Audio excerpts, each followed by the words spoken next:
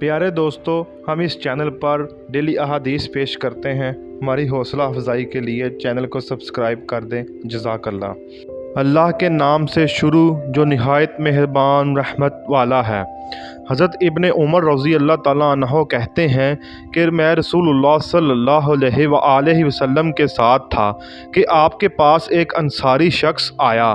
उसने आपको सलाम किया, फिर कहने लगा, अल्लाह के रसूल, मोमिनों में से कौन सबसे बेहतर है?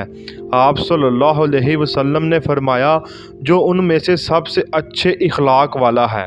उसने कहा, इनमें सबसे अक्लमंद कौन है?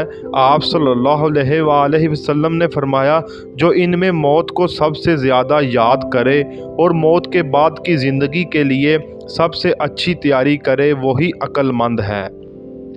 एक शख्स ने नबी अकरम सल्लल्लाहु अलैहि वसल्लम के पास आकर बताया कि उसने एक औरत का बोसा लिया है। वो उसका कफ़ारा पूछने लगा। आप सल्लल्लाहु अलैहि वसल्लम ने इससे कुछ नहीं कहा तो उस पर अल्लाह अज़्ज़ा व जल ने ये आयत नाज़िल फरमाई। तर्जमा: नमाज कायम करो दिन के दोनों हिस्सों, सुबह शाम में और रात के एक हिस्से में, बेशक नेकियां बुराइयों को दूर कर देती हैं। ये ज़िक्र करने वालों के लिए एक नसीहत है। सूरह हूद। इस शख्स ने अर्ज़ किया, अल्लाह के रसूल, क्या ये ख़ास मेरे लिए है? तो आप सल्लल्लाहु अलैहि वसल्लम ने फरमाया, ये मेरी उम्मत में से हर उस शख्स के लिए है जो इस पर अमल करे।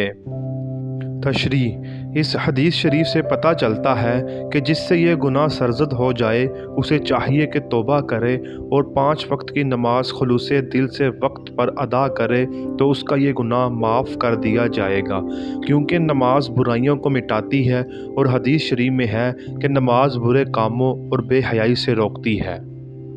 रसूलुल्लाह सल्लल्लाहु अलैहि वसल्लम ने फरमाया, लज़्ज़तों को तोड़ने वाली यानी मौत को कसरत से याद किया करो।